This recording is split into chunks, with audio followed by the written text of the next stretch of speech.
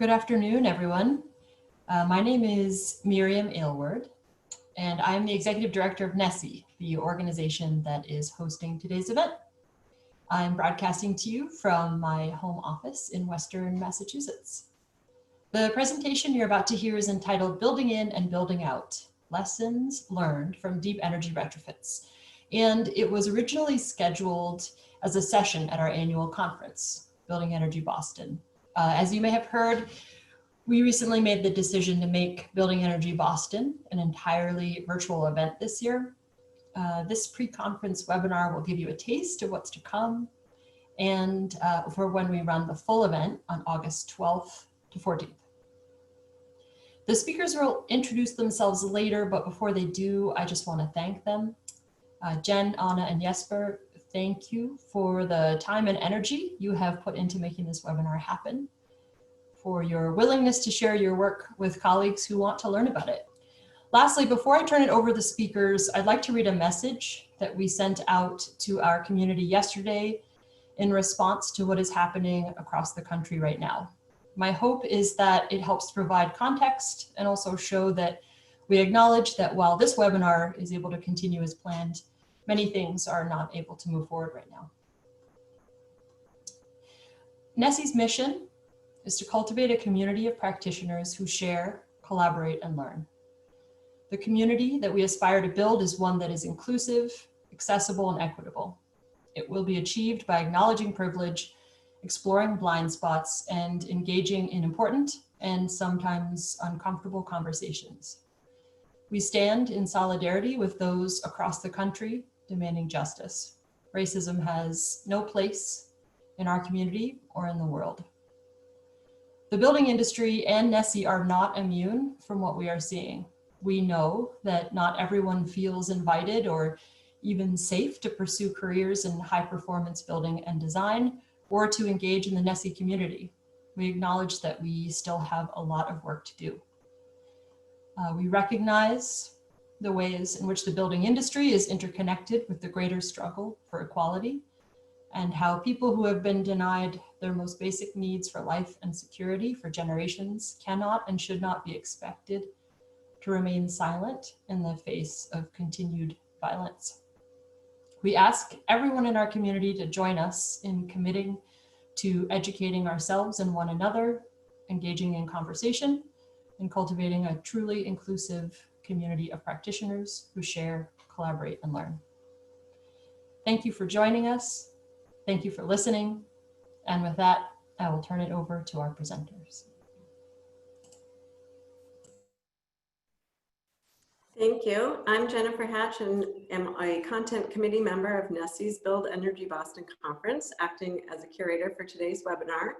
I'm also with Revision Energy, a clean energy transition company serving throughout New England, and I'm here today in our South Portland, Maine office. So, there we go. I guess there's a slight delay. Sorry about that. My name is Jesper Cruz. I am the owner and general manager of Maine Passive House, and I sent the office manager home today, so I'm broadcasting from our office in Bethel, Maine. And my name's Anna. I've been a carpenter with Maine Passive House for 2.5 years now, and I'm kicking this thing off from my kitchen table. So to start us off, building in and building out refers to the strategies we use when we approach a retrofit project. Depending on that project, we may employ different strategies. Building in refers to when we add insulation to the interior of the building. Building out, as you can imagine, is when we add it to the exterior. And I want to kick this thing off with a poll so that we can see what you believe motivates you when you or your clients is tackling a deep energy retrofit. We've found that there are a number of different things. Money, whether that's the budget on the front end or saving money on your energy bills. Comfort within the home, that's reducing draftiness, better insulation, that sort of thing. Or an altruistic, I feel bad for the planet, I recognize that my building is hurting the planet and I want to do better. So I'll give you a moment to answer the poll. Okay, if you can all just take about 5 more seconds to submit your answer. The poll will be ending soon.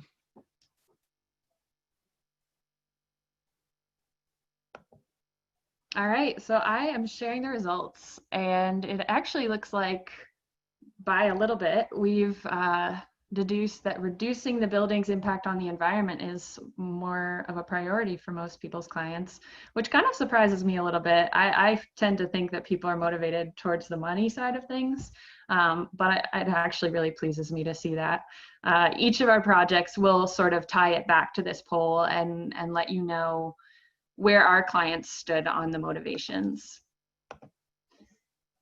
And as we are Maine Passive House, all of our building science is really based in the Passive House principles. They're listed below. The ones that we will focus on mostly today are insulation, air tightness, and mechanical ventilation. The two projects that we're going to speak to, the first is an 1820s barn renovation. And it's a commercial space, so they actually made it into a restaurant and a tasting room for a brewery. And the other is actually Jesper's personal residence. So you can see the difference in scales between a commercial and a residential project. So I will start with Oxbow Beer Garden, and Jesper will be speaking to his own house. So let's start at the bottom. I think that makes the most sense. This is the old barn, if you can believe it. You can still see the history of the barn on that sign, Cross Country Ski Barn.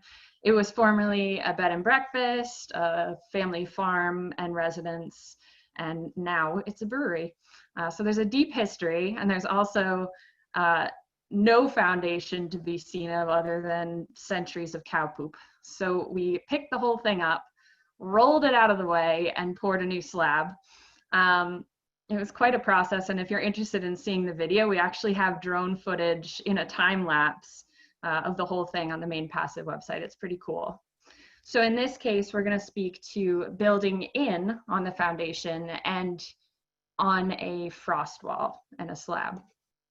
Here's the interior once we've rolled it back into place. The slab was poured. You can see the foam on the back edges. If you look at the bottom, that white is foam that we added in as a thermal break. I'll show you a detail of that in a moment. But I did want to show you, I don't know if you can see those posts have a lap joint at the bottom where we actually had to extend them a little bit. The whole height of the building was raised so that we could have more headroom in some of the spaces. So that actually created a lot of problems in marrying the old barnwood look with the new. You can see at that bottom edge where the frost wall comes up that there's a gap in the siding. There's about 4 inches that we had to make up for and kind of disguise because they wanted that whole back wall to be exposed barnwood. So here's the detail for the slab. In most passive house projects, we would recommend putting like 10 inches of foam underneath the slab, but I'm tying it back to the poll now where our clients for this project, they were more tied to the money of it for sure. They liked the idea of the passive house. They liked the idea of the energy savings on the other end, but they were also really concerned with their budget. I mean, who isn't? So it took a little bit of pushing and a little bit of pulling, but we managed to get them to put 4 inches of foam underneath the slab. You can also see the foam on the edge up against the frost wall. That's where we broke the thermal bridge between the frost wall and the slab. It's that white foam you saw around the inside. And it's set out just enough so that we can drop an interior stud wall, a double stud wall, to match the plane. You will also notice that there is a little bit of thermal bridging where the posts are set. We were not able to convince them to wrap that post in foam and cut off the thermal bridging. So I also want to show you another way of building in on a foundation. This is a different project. It's a little bit of a digression, but it's a really cool opportunity to get away from using foam. So this is a full basement wall. And what we ended up doing is that yellow barrier at the back is a really heavy duty vapor barrier. And we wrapped every piece of concrete with that stuff. We taped it up underneath the dropped stud wall. We gooped it. We made sure there was no way moisture could get in there. Then we dropped our wall, and I'll show you the detail here. We added horizontal battens in front. That adds another extra bit of insulation with a little bit of a thermal break. An air barrier on the farthest interior. And it allowed us to put cellulose inside. So we're using a carbon sink insulation instead of a carbon emitter. Most people in this situation would use EPS or XPS or something and just slap it on the inside. It's a little bit more work, but it's a little bit better for the planet. So back to Oxbow, we're gonna look at the walls now. Here, I'm gonna show you where we dropped a double stud wall, and this is an example of building in. It really works best in a retrofit scenario when no one's living in the space. If it's unoccupied and they're doing a renovation before they move into it, it's pretty disruptive if you've got interior finishes already or if someone's living there. So it's really a case-by-case basis on whether or not you do it. On this wall, we dropped the double stud. It landed in plane with the foam that's on the frost wall. You can see on the back wall where that ladder's standing, they actually decided they wanted us to insulate to the exterior. This complicated almost everything. The mixture of interior and exterior, building in and building out, made it very, very complicated, but it's understandable because those boards are so beautiful. The reason I say it complicated things is if we think about the air barrier, usually you're going to want it on the interior third of a passive construction of the insulation layer. In this case, if we were to run an air barrier up that double stud wall on the interior, what would we do on that back wall where they want it all exposed? We can't put it on the inside. You know, we'd have to either like cut a channel up along the barn wood and then slip it behind that wood and run it along the back side of the building to have that continuous layer, or some other acrobatics. It can also be really inconvenient where we intersect with a floor. You have to tape along every joist. So in this particular case, we decided we were going to put the air barrier to the exterior. And here's an image of that. You can see the slab detail that I showed you earlier with the frost wall, the double stud wall dropping down, and then we've got our air barrier to the exterior taped onto the frost wall. And this is what it looks like from the outside. We use a product called Mento. It's very, very vapor open from one direction. So any moisture that's inside that insulation cavity can escape out. Nothing can get back in the other direction. And it serves as an air barrier as well. So you can see in the second picture at the bottom right that we have that tape detail along the bottom edge. We just primed the concrete. We use this stuff that lets you, I mean, as long as the temperature is high enough, you can apply it anytime. And as soon as you apply it, you can tape to it. So it doesn't slow down the process. You can also see all the taping details that go into this. And this is the interior after we finished. You can see that it was totally worth all the hassle of building in and building out to get that barn wood. And we also had to be creative with benches to hide the frost wall insulation on the interior. So now I'm going to move on to the roof. This is the final portion of the Oxbow project. This is actually one of our favorite ways to do a roof retrofit. We're building out in this case. And who wouldn't want to with those barn boards? I mean, some of them are so wide, 16, 20 inches wide. So what we do first is we laid down tar paper so you wouldn't see the membrane through the cracks in the sheathing. And then we applied a air barrier. It's called DA, that green membrane. Taped it just the same as we would with any other membrane. And that is our air barrier. So that's in the interior third of the insulation layer, which is a good passive house practice. And then we applied these structural TJIs. They're just engineered floor joists. I believe this was maybe 12 to 16 inches of insulation. I'm not sure exactly what it was. And bolted it on into the purlins of the original roof. So it provided a really nice rigidity and structure to those boards, which helped. Some of them were a little bit soft. And here you can see where we've wrapped over the top of those TJIs with our Mento, which is our weather resistant barrier. And it's kind of funny to note all the strapping that we've done. We do that to add extra rigidity that you would get from adding like plywood.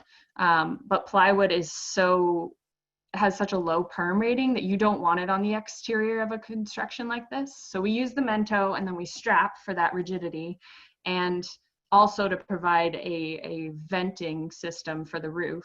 But you can see our furring strips range from 3/4 inch strapping, 5/8 and 1/2 inch plywood to nothing on a couple of the rafters, because we ended up with so much waviness in that old roof. So it was a decent way to correct for it. The end product actually did look pretty straight for a 200-year-old barn. And I also want to show you the detail here where we've slid these battens between the strapping. When you have a 24 on center layout and you blow in cellulose behind these membranes, you sometimes will get ballooning, and that blocks your venting, and it blocks your, if any water or moisture gets up there, you really want it to run off that roof. You don't want it to sit up there. So if you're ballooned out above the strapping layer, then you're just messing yourself up. So these battens hold it down, allow for a channel for venting of moisture or air. And this is the interior finished product. Well worth the effort and way less invasive. If you were on a space that was occupied, building out in that manner is super cool. You don't lose any headspace and you're not interrupting their living space. Now I'll turn it over to Jesper. Thanks, Anna. I'm still waiting for my video. I swear I pushed the start video, but there we go. So this is my own house, and my wife and I decided 5 or 6 years ago that we had to replace the windows, and I'd start buying triple pane windows from Denmark. So I was like, well, I'll buy some windows for the south side where the windows were gone. And that kind of led us to the idea of, well, if we're putting triple pane windows in the house, we really should add some more exterior insulation to the walls. I own a company, Maine Passive House. Maybe we should walk the talk.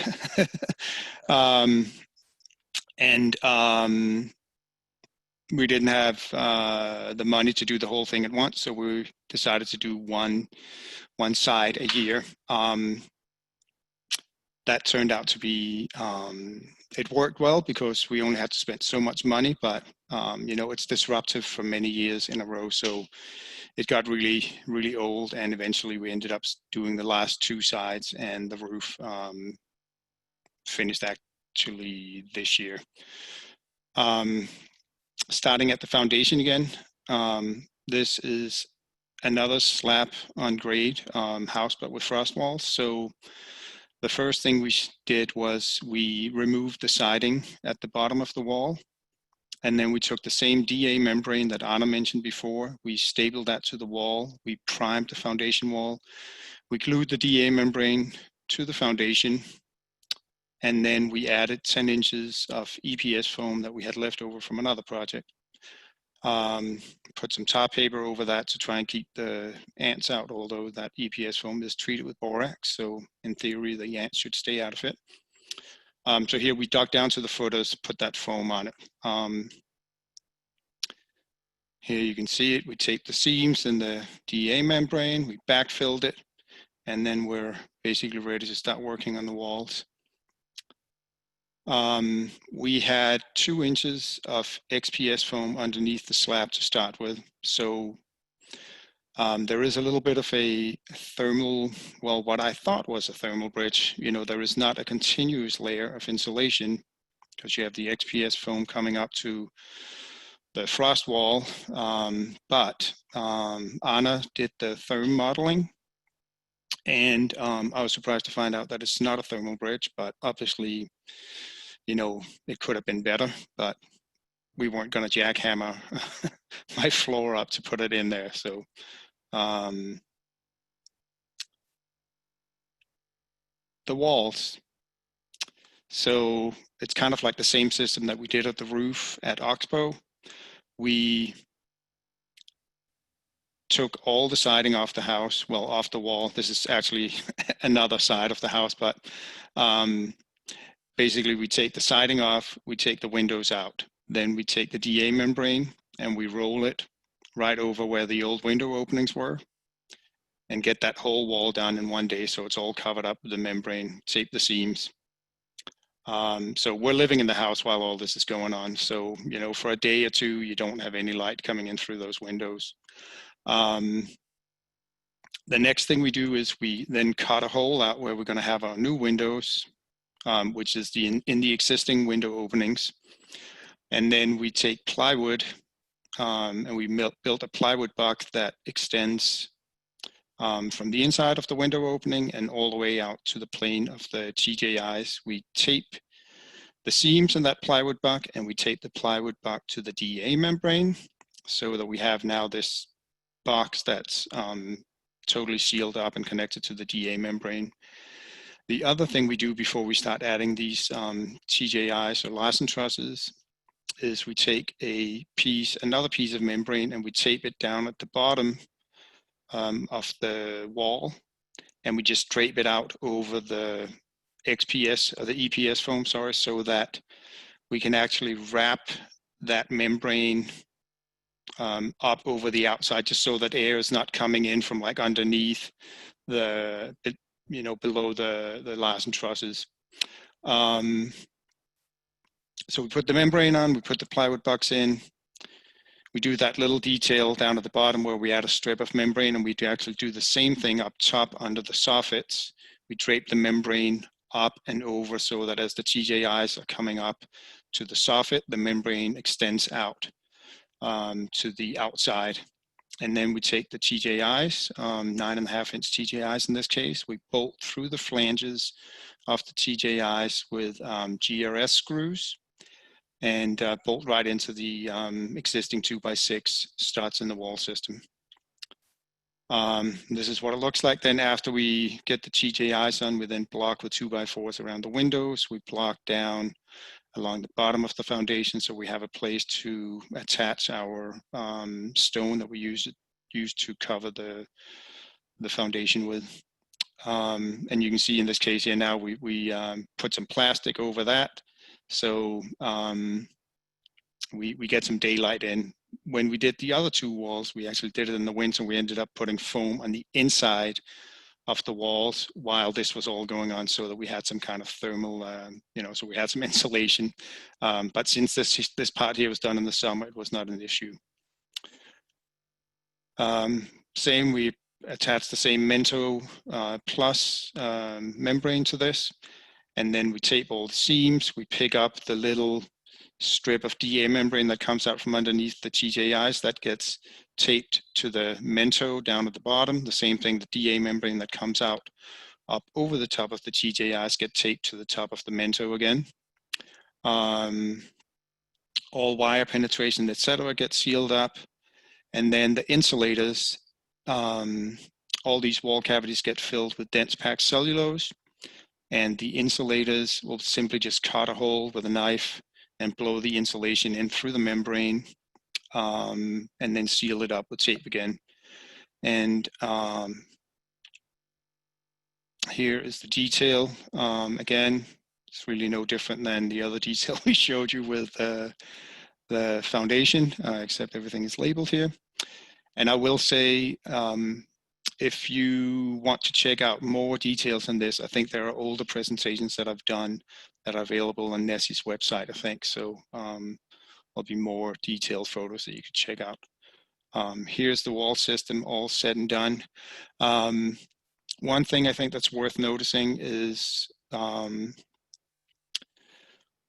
Anna was talking about the roof at Oxbow, that roof was exposed with that membrane for like, I think almost 3 weeks in the fall, and we had a lot of torrential downpour.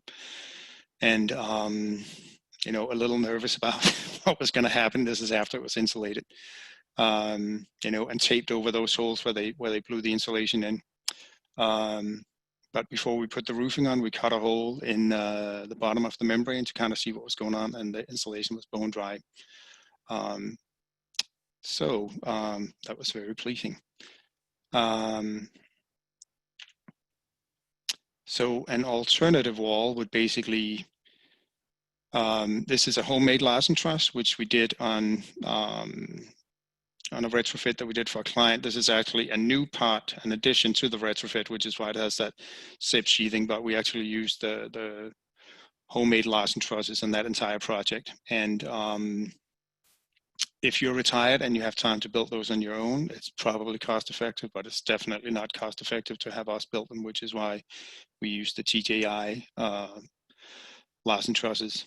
And the owner also wanted to use some Roxel, some 1-inch Roxels that he had left over. So he put that in and then paid us to insulate the entire walls and the outside with Roxel. And I think when it was all said and done, he found out that he could have had the whole wall blown in with cellulose for the price that he paid just for the material on its alone. So another reason why we really like cellulose insulation, because it's very cost effective. Another option, this is a new construction project that we did, but basically the same idea. You know, you have a stud framed wall system, you have your plywood that's sealed up, creates the air barrier, and then you're adding exterior insulation to that. This was EPS foam. What the architects had originally spec'd in this building was wood fiber insulation, which is a much better alternative because it's a carbon sink again. It's more environmentally friendly, etc. But right now they're shipping this stuff from Germany across the ocean, and it's just, it's not economical to do. But so anyway, you could do the same thing in a retrofit, basically add foam instead of TJIs if that's what you wanted to do.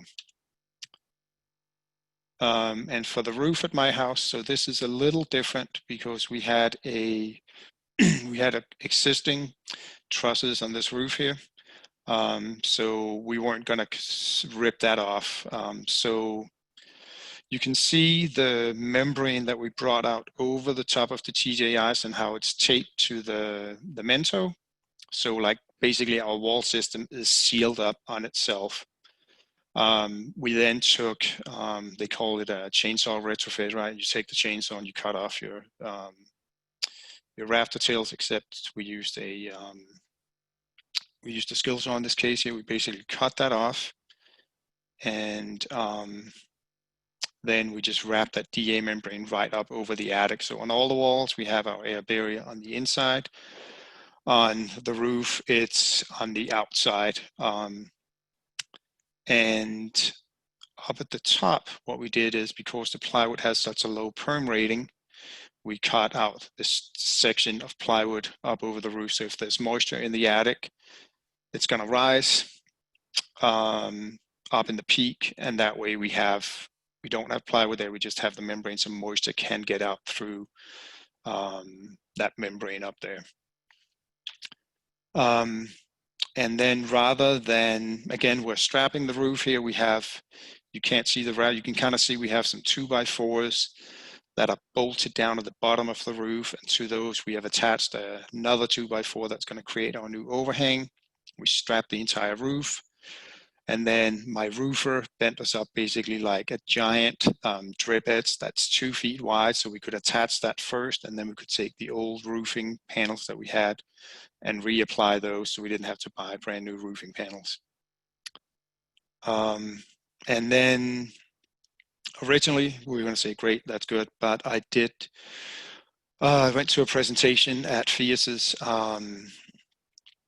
conference in Boston a couple of years ago, and saw a presentation about moisture and roof failures, and pulled the presenter aside and bought him a drink, and kind of asked him, and he's like, yeah, you really want to put like an air barrier in your attic to prevent moisture from getting out from your living space and into your attic, because my attic is no longer vented, right? Because now we wrapped the whole top of the roof. We already had 16 inches of cellulose insulation up there, so it was a real, I think the technical term is pain in the ass to put out this Intello membrane, which is a smart vapor retarder. But basically, you know, we had to shovel the insulation out of the way and then pre-cut these rolls of Intello so they were all notched, so we could bring them up and then just slide them around all the pieces of the trusses. You know, real minutia here, like trying to air seal everything up. And you know, it was not a lot of fun. Here's Anna, myself, and Matt, you know, in our suits and all gung-ho. Hey, we're going to go up there and get this done. This was, I think, in May, and temperature just rose really quickly. And it just turned out to be the worst day ever, seriously. So if you do this work, try and get some kind of air in there, and try not to do it in the warmer half of the year. And then I'm going to hand it over to Anna. Hi, I'm back. All right, so I'm going to speak a little bit about the corner detail at Jasper's. I did another therm model for him where that wall meets the existing trusses. There's a little bit of a weak point because we didn't build out on the roof as well to create this continuous insulation plane out there. So to solve for that, he was like, hey, what if we add a triangle of foam to the inside, like a little soffit something, and try to eliminate that thermal bridge, or at least reduce it. So I played with some numbers. I played with the size of the triangle, and I actually found between condensation potential and thermal bridging, the sweet spot was a 2-inch equilateral triangle up in that corner, where at the corner, condensation risk was lowest, and I brought the thermal bridge down as much as I could. You can see the infrared camera from our blower door test.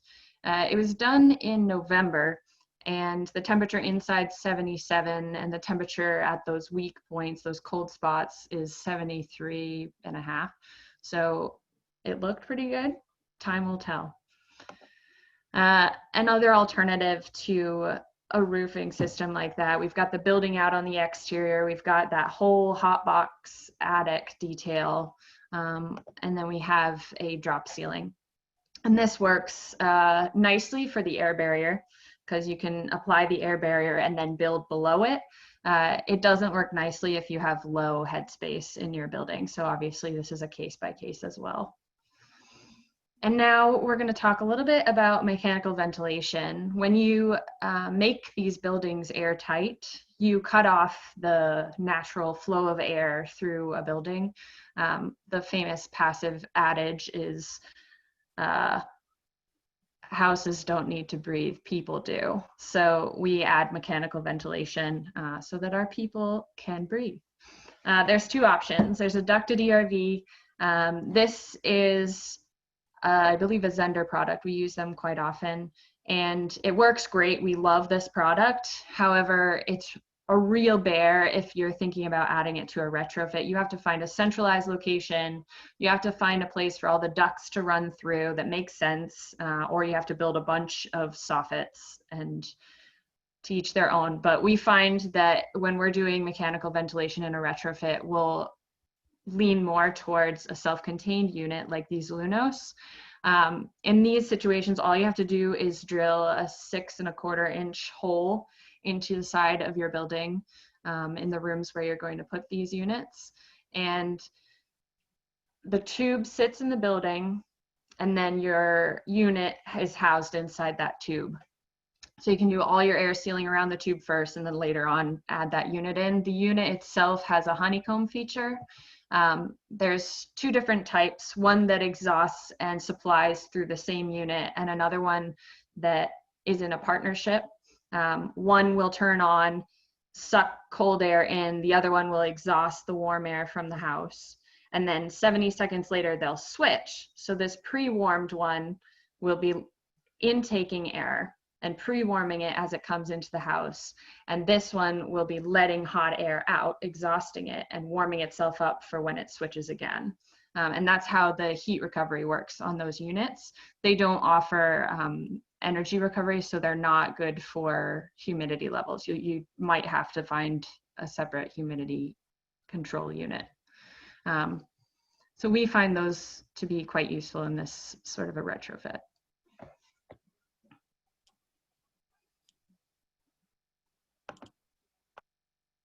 All right, I think I'm back in.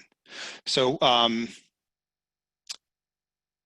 for insulation, we talked a lot about the cellulose. There's a number of reasons why we like it. It's recycled, it's non-toxic, doesn't take a lot of energy to produce, it holds moisture well without condensing, it actually stores carbon in all this wood fiber, and it's relatively cheap. We cannot use cellulose insulation below ground because that's just going to rot. So in those cases, we use EPS foam. You could be using rock wool instead. It tends to be more expensive. It has about the same properties in terms of carbon, embodied carbon as EPS foam. So, which is why we kind of tend to stick with the EPS foam. There is a product, Nick, called foam glass,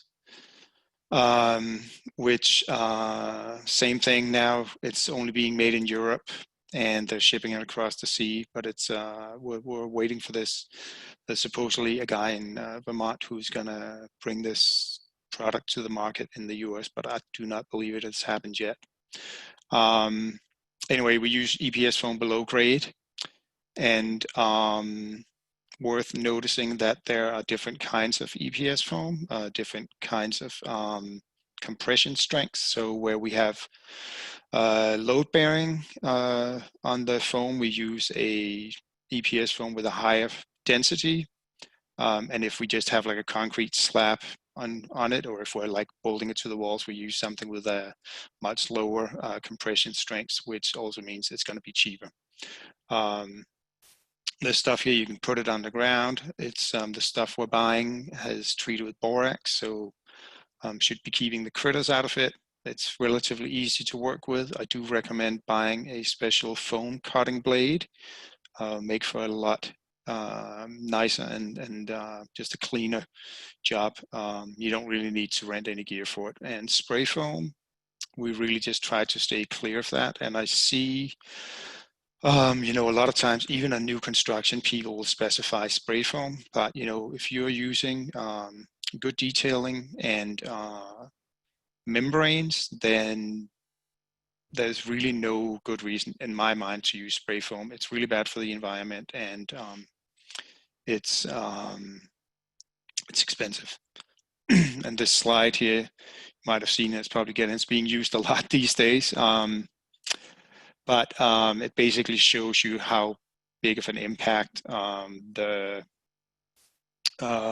different materials here have on the environment. And you can see something like XPS foam, like Blue Board, that you can buy at Home Depot or your lumberyard. Stuff is horrible for the environment. EPS foam is a little bit better. And then as you're getting down into the wood products, you can just see it's a lot better. Dense packed cellulose actually stores carbon. You know, if you're using straw bales or hempcrete, it's even better. So, you know, if you're like looking at actually retrofitting a home to save the environment, which it sounds like a lot of people, that was their motivation, you know, really think about what materials you use and how you design this whole product, because you could end up going through what I just did in my house, you know, do this whole retrofit of your house.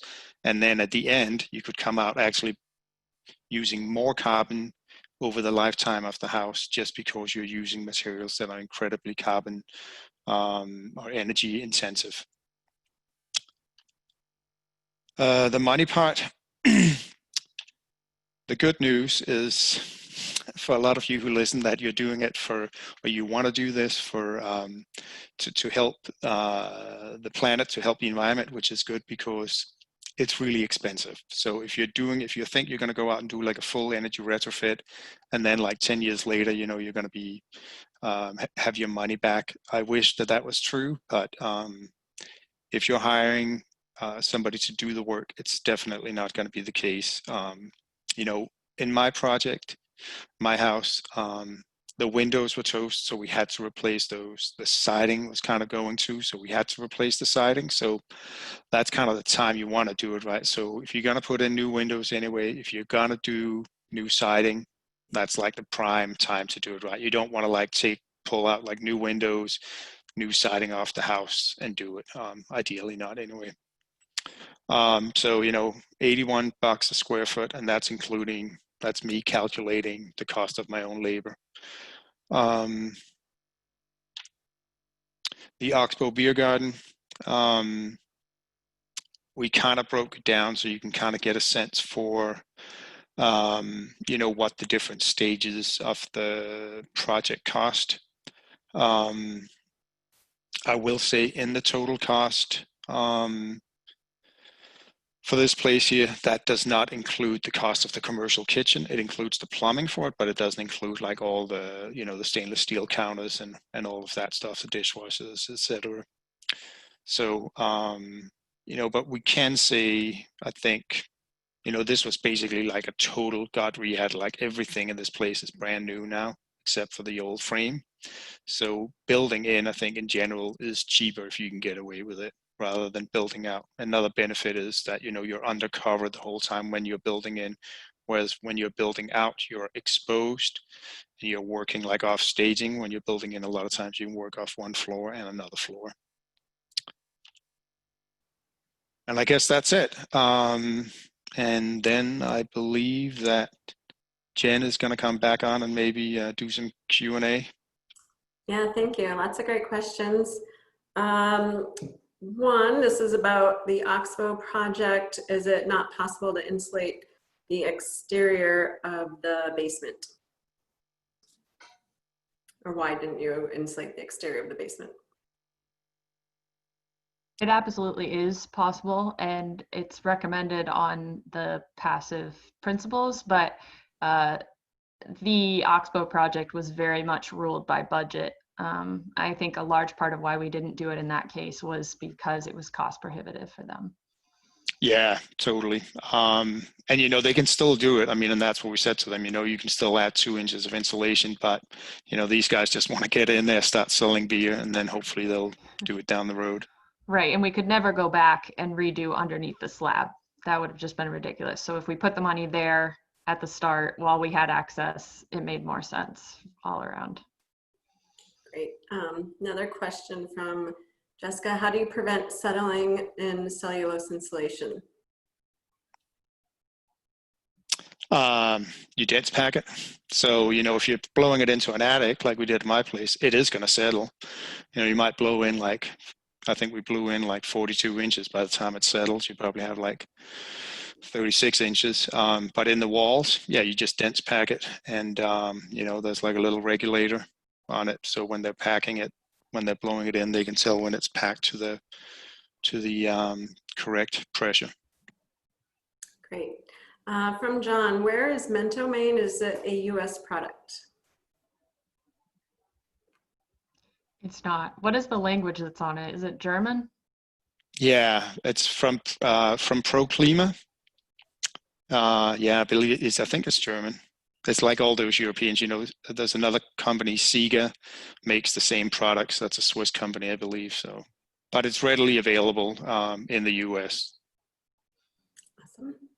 From David, as there's only an air barrier on the interior, this is the Oxbow project, was there a concern about dew point inside the cellulose by the exterior vapor barrier near the concrete?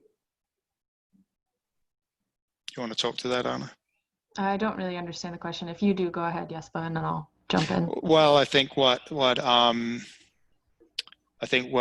being asked is, since we don't have an air barrier on the inside, is there any chance of moisture moving through the walls?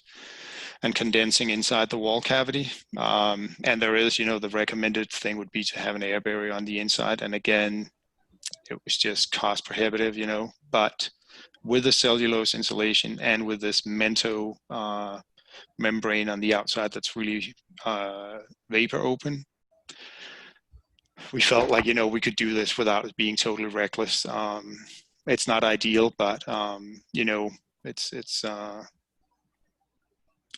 it's better than if you had plywood on the outside and fiberglass insulation in your walls, I think. Yeah. From Ken, is this PHI or PHI US certified?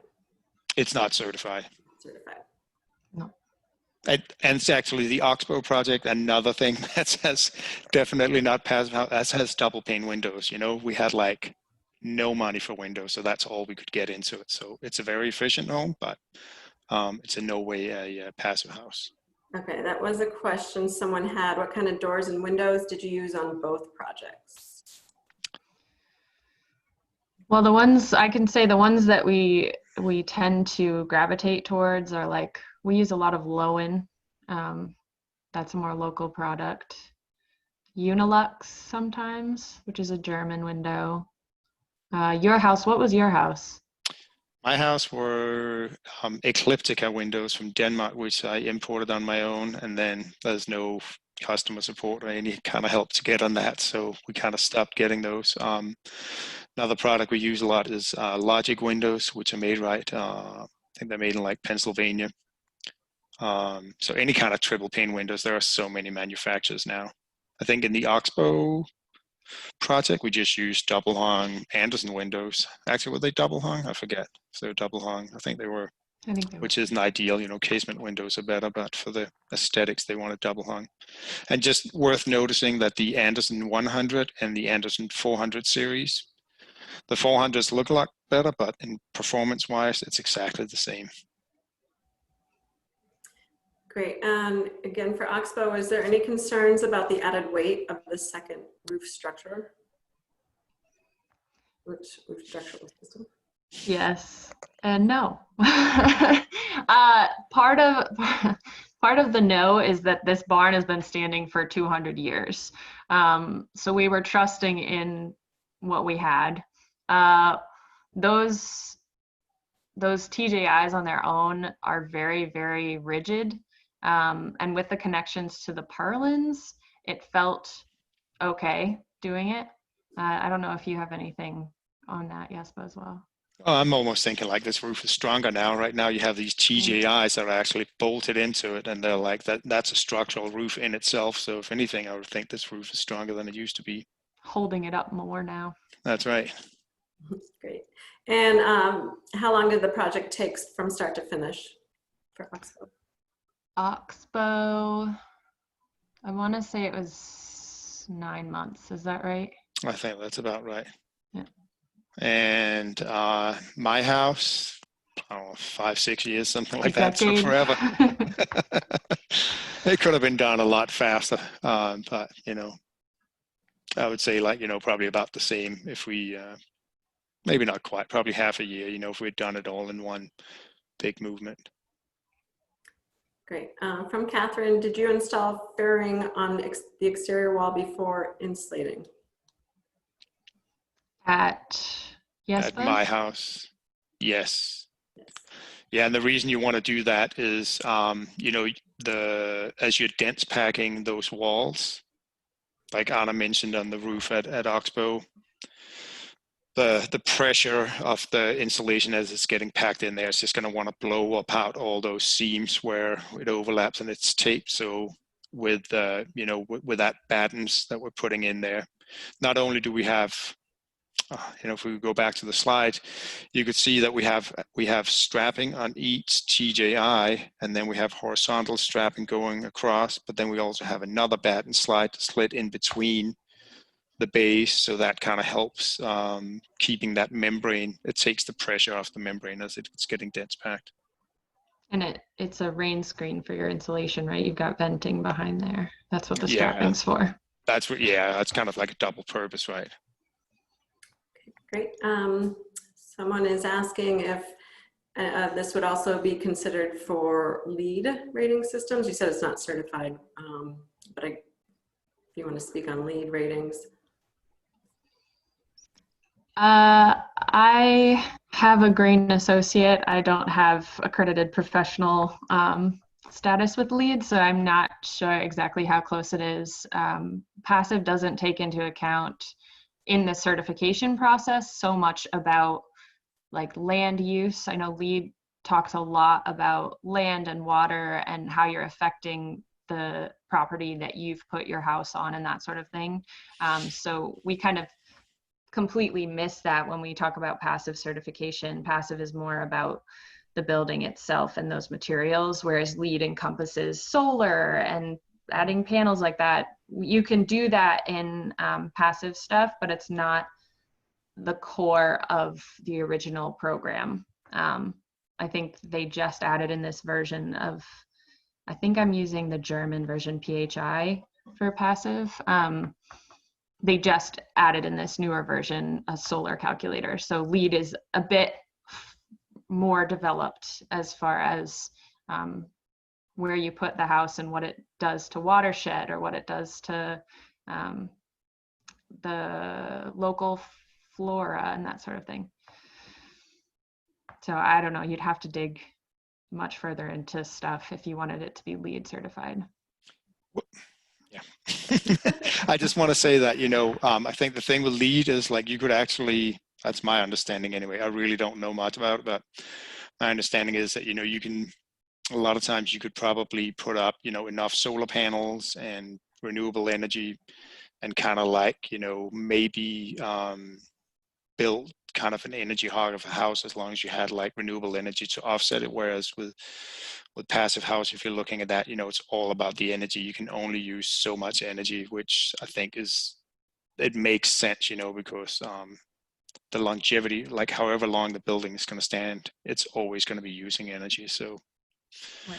It's not about like the net productivity versus use in the house. It's about the house. If the house cannot be brought down to passive standards, then you don't get certified. You can't account for it in any other way, really. This question is for Jesper. I see that you have provided for a ridge vent. What is the source of the intake for attic ventilation? No, so there's no attic ventilation at all. It's all sealed up. It's like, the whole house is wrapped up like gift wrapped on the outside, but there is, I guess maybe I'm misunderstanding it. There is ventilation underneath the roof, right? And the air is actually coming in down all the way at the bottom of the walls, and then it's traveling all the way up the walls and the rain screen behind the siding, and then it's moving its way up over the roof. And then up at the ridge, maybe that's what the question was. I forget what it is. It's like, you roll it out and you put your ridge cap over it, just to keep the critters out of it. Okay, great. How much ventilation can Lunos provide? Can they be used for multifamily or commercial?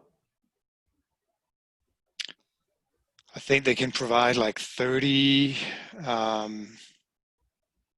I can't even tell you if it's CFM or I think it's actually cubic. It's probably 30 CFM. That's like in the Lunos unit, so they come with a little control. There's normally, there's like 9 different settings on the control that goes inside the electrical box. So you can choose from 9 settings, and then you have basically 2 rocker switches hooked up. So, it can go from, I think it's from like 15 to maybe 22 to 30 CFM. So depending on, the combination of your rocker switches, whether, there's normally like a 1, 2, and a 3 setting. But you can look, if you Google like Lunos, LUNOS, it'll probably take you right to a website and all the technical specs should be there. Great. From Stephen, do you find these buildings need humidity control to keep it at acceptable levels? Well, if you're able to get an ERV in there, it does some of that on its own, which is why we tend to prefer those units. With the HRV only, the Lunos units, I don't know, how do you feel in your house, Jesper? Do you need some humidity?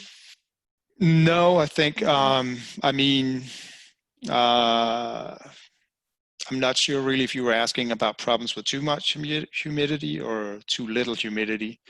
I do know that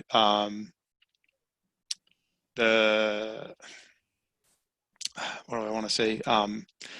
You know, they remove humidity, but also the fact that these units have filtrations in them, you know, you can actually get lower humidity and still have relatively good air quality in the house. So I think in general, I haven't had any, I don't think we had even a new, I mean, we do mostly new construction really, and I don't think we had any concerns or any complaints about like it being either too humid or not humid enough.